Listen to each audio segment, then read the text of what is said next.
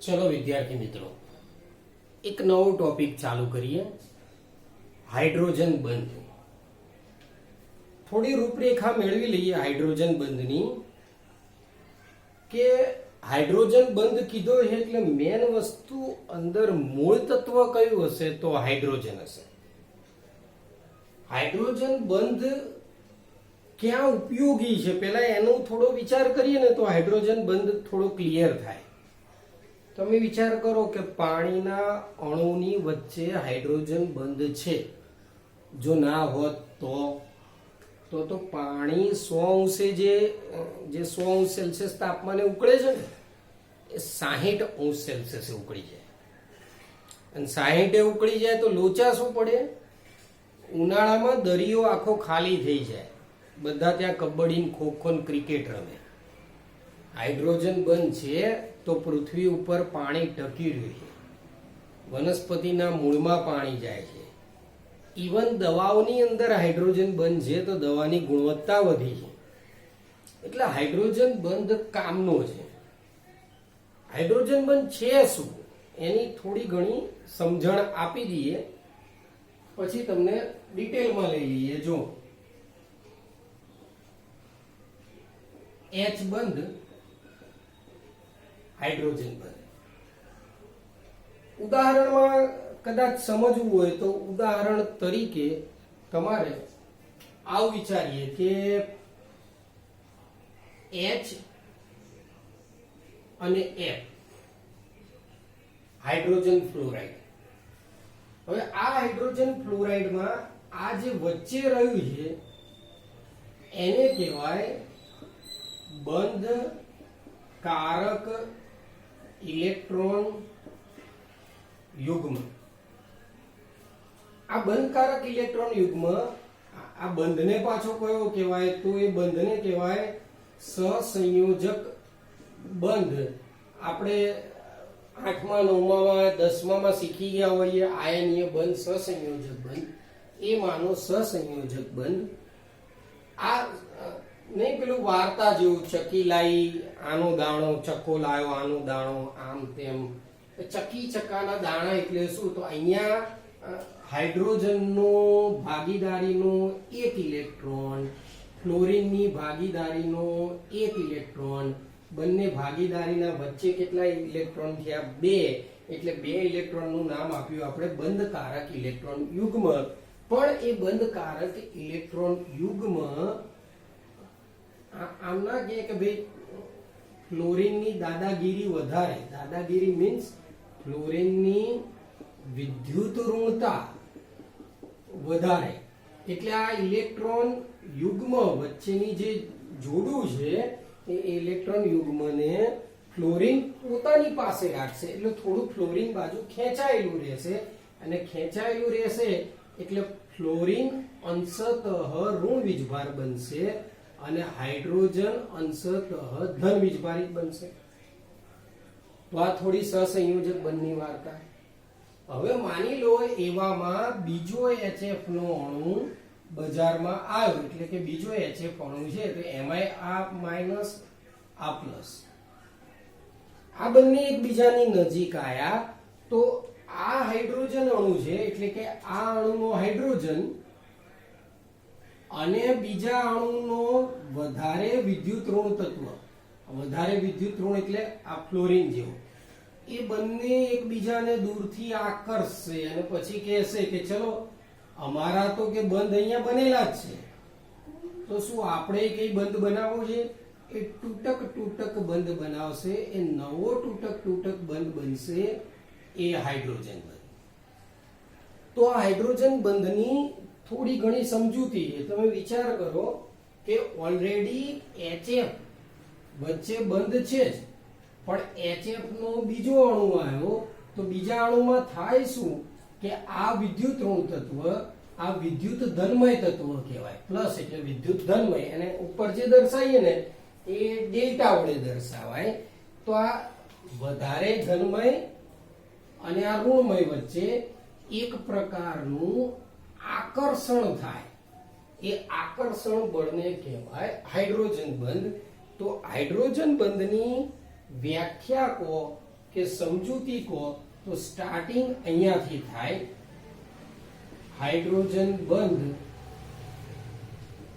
એટલે એવા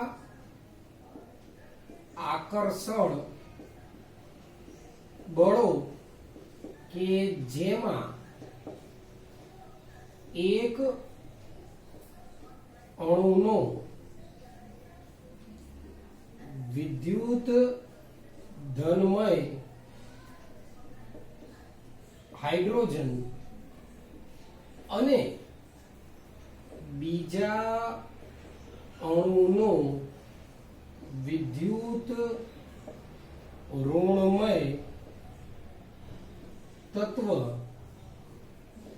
જોડાયેલ હોય. એટલે આ પહેલો મુદ્દો વ્યાખ્યા આમ તો છેલ્લે લખો કે પહેલા લખો, બુકમાં છેલ્લે આપી છે, આપણે થોડી પહેલા લખી દેવાની.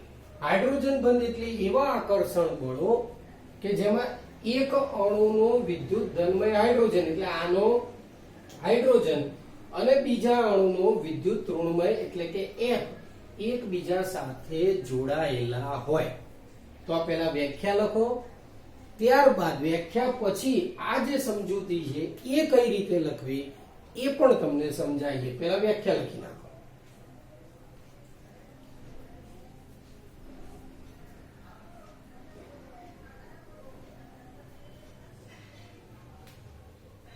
ચલો મિત્રો સમજૂતી આપીએ. તો હાઇડ્રોજન બંધમાં સમજૂતી આગળ કઈ રીતે આવે, આ હતી તમારે વ્યાખ્યા હતી. સમજૂતી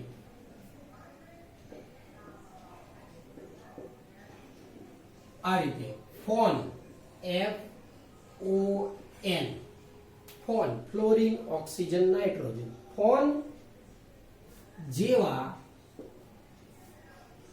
વધારે વિદ્યુત ઋણ તત્વો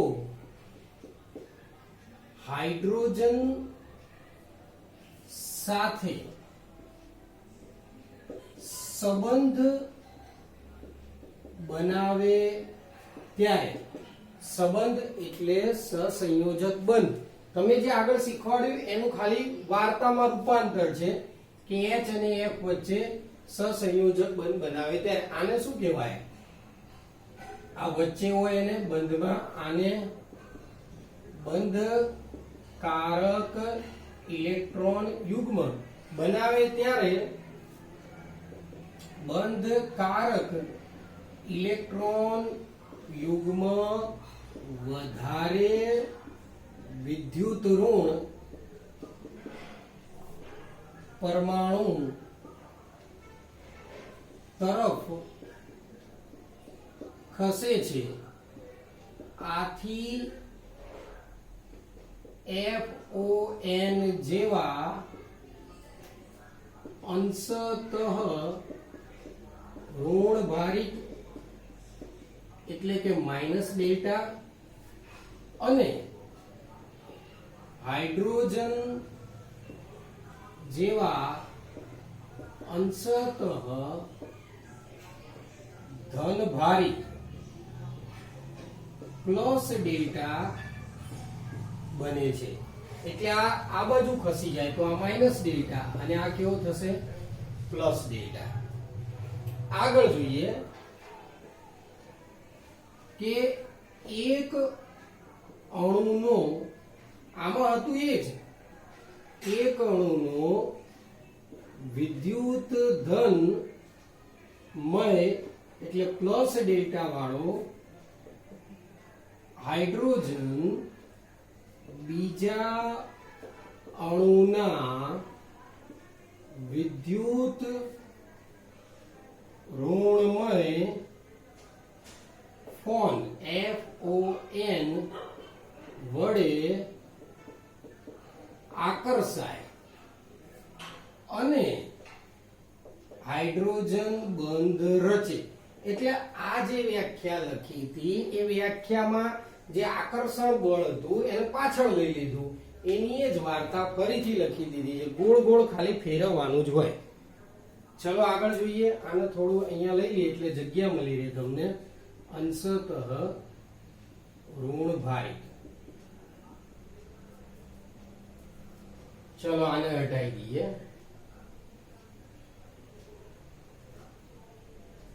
હવે આગળ જોઈ લઈએ. જો એચ એફ તૂટક એચ એફ તૂટક H F minus delta plus delta minus delta plus delta. આ કયો બંધ થાય? સહસંયોજક બંધ. અને આ તૂટક વાળો કયો થાય? હાઇડ્રોજન બંધ. તો વિચાર કરો, હાઇડ્રોજન બંધ બે અણુ વચ્ચે સેતુનું કામ કરે.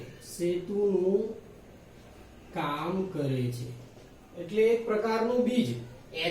HF વચ્ચે કોઈ બંધ નતો, તો હાઇડ્રોજન બંધની જેમ સેતુનું કામ કરે. હાઇડ્રોજન બંધને તૂટક રેખા વડે અને સંબંધને સહસંયોજક બંને સીધી રેખા વડે દર્શાવાય છે. તો હાઇડ્રોજન બંધને તૂટક રેખા વડે અને પેલાને સીધી રેખા વડે દર્શાવાય. હાઇડ્રોજન બંધ ભૌતિક સ્થિતિ પર આધારિત છે. એટલે કે ઘન અવસ્થામાં હાઇડ્રોજન બંધ પ્રબળ હોય, પ્રવાહીમાં એનથી ઓછો પ્રબળ હોય અને વાયુની અંદર હાઇડ્રોજન બંધ નિર્બળ હોય. તો આ રીતે હાઇડ્રોજન બંધની વાર્તા થાય. જૂના કોર્સમાં એવું આવતું હતું, જે અહીંયા ક્યાંક લખી દઈએ છેલ્લે અહીંયા, કે હાઇડ્રોજન બંધની ઉર્જા 40 કિલો જૂલ પ્રતિ મોલ છે. આ વધારાનું છે તમારે, બરોબર? તો આ તમારે હાઇડ્રોજન બંધ વિશે વાર્તા આવતી. તો હાઇડ્રોજન બંધ ટૂંક નોંધ અહીંયા પૂરી થાય. વિચાર કરો કે વ્યાખ્યાનું સ્થાન આપણે અહીંયા મૂક્યું, જે તમે ગમે ત્યાં લઈ શકો છો. કે અહીંયા છેલ્લે આ એની કદાચ આ વ્યાખ્યા ગણો તો આ પહેલા સમજૂતી લખી દો આટલી. આને પણ લખવું હોય તો આ એક્સ્ટ્રા છે થોડું તમારે. આ સમજૂતી પૂરી થાય અને આ આવી જાય તમારે વ્યાખ્યા. તો આ તમારે હાઇડ્રોજન બંધ વિશે આવે. કેટલીક વખત પ્રશ્નમાં અમુક ફેરવી પૂછે, પણ લખવાનું જ આપણે આનું આ જ લખી દેવાનું, ગમે તે હાઇડ્રોજન બંધ વિશે પૂછે તો. આ પેલું હાઇડ્રોજન બંધ જોઈ લો. ઉતારવું હોય તો આખું ઉતારી લો.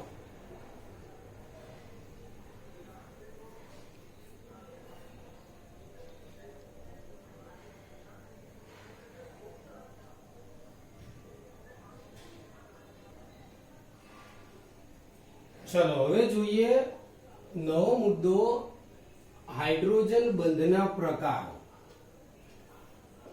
બે ભાગ પાડી દઈએ. એક ભાગ આવે આંતર આણ્વીય હાઇડ્રોજન બંધ અને બીજું આંતઃ આણ્વીય હાઇડ્રોજન બંધ. જે તમને કહેવામાં આવે ધ્યાન રાખવાનું, આને તમારે આઈએમપી તરીકે લેવાનું. કેમ? શું છે આમાં અગત્યતા? અગત્યતા તો એટલી જ છે મિત્રો કે આ 12માં ક્યાંક આવા શબ્દો આવે છે તો તમને એવું ના લાગે કે આપણે ક્યાંય ભણ્યા નથી. આંતરાણ્વીય હાઇડ્રોજન બંધ તો એ શું કહેવાય? એક જ સંયોજનના કે જુદા જુદા સંયોજનના અણુઓ વચ્ચે લાગતા હાઇડ્રોજન બંધને ટીક ટીક ટીક કહે છે. એટલે વિચાર કરો કે જેમ કે હમણાં આપણે એક ઉદાહરણ લીધું હતું HF. તો HF નો એક અણુ એ પાછા બીજા અણુ જોડે બનાવે, એ પાછો HF નો ત્રીજો, ચોથો, પાંચમો, એમ HF ના અણુ બનાવતા જાય. એ બનાવતા જાય એને શું કહેવાય? આંતરાણ્વીય હાઇડ્રોજન બંધ.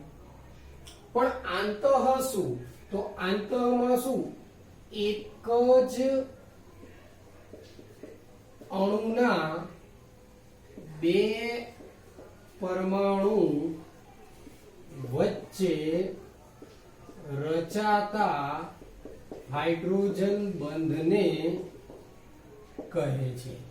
એટલે વિચાર કરો કે આ એક નવું વસ્તુ આવ્યું, એની અંદર શું અણુ એક જ દોરવાનો, અંદરો અંદર જ રચી દે. આમાં તો એના ઘણા બધા રચાય. જેમ કે ઉદાહરણ તરીકે લઈએ પેરા નાઇટ્રોફિનોલ. તો પેરા નાઇટ્રોફિનોલ એ શું કહેવાય? તો આ તમારા માટે નવું છે, પણ આપણે ઉદાહરણ આવું પૂછાતું હોય એટલે આપણે આ લઈ લઈએ. આને બેન્ઝીન કહેવાય. ભવિષ્યમાં આવશે બેન્ઝીન. બેન્ઝીન ઉપર OH લખો એટલે સંયોજન થઈ જાય ફિનોલ. OH ને જરા આમ લખી દઈએ. નાઇટ્રો લખવો હોય તો તમારે NO2 લખાય. હવે જો એક જ સંયોજન એના જુદા જુદા એક જ કે જુદા જુદા સંયોજનના અણુઓ વચ્ચે, તો બીજો અણુ તમારે દોરવો પડે એવો ને એવો જ. તો બીજો અણુ અહીંયા પાછો O અને H, અહીંયા NO2, એવું હોય તો ત્રીજો પણ દોરી કાઢીએ. OH NO2. જો અહીંયા હાઇડ્રોજન બંધ H અને O વચ્ચે, H અને O વચ્ચે.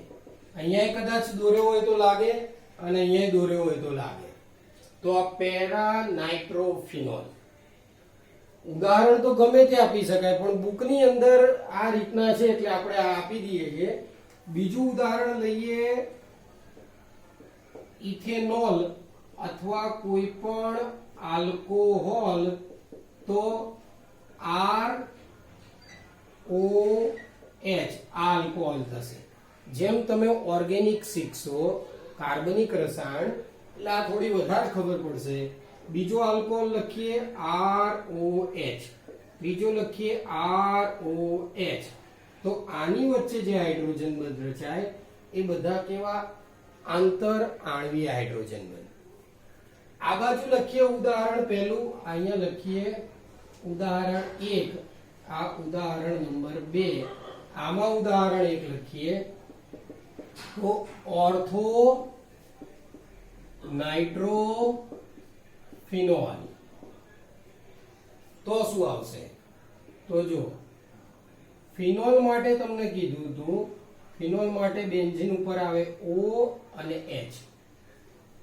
અહીંયા પેરા નાઇટ્રો હતું એટલે NO2 ને સામે છેડે લબડાવતા હતા. ઓર્થો નો અર્થ એવો થાય કે અહીંયા આવશે N, અહીંયા ડબલ બોન્ડ O, અહીંયા O. આ O અને H વચ્ચે બંધ રચાશે. આ બંધને કહેવાય આંતઃ. જો અણુ એક જ, એના અંદરો અંદર પરમાણુ બંધ રચી કાઢે. બીજું લઈએ ઉદાહરણ 2, એ લખીએ ઇથેન 1,2 ડાયોલ અથવા એને કહેવાય ethylene glycol. CH2 CH2 OH O અને H. એવું હોય તો થોડું લાંબુ લખીએ CH2 CH2 OH. આનો H આનો O આની વચ્ચે રચાતો હોય. ચલો આમાં હાઇડ્રોજન બંધ અણુઓ વચ્ચે રચાય એટલે હાઇડ્રોજન બંધ પ્રબળ હોય તો સામે આની સાપેક્ષમાં નિર્બળ હોય.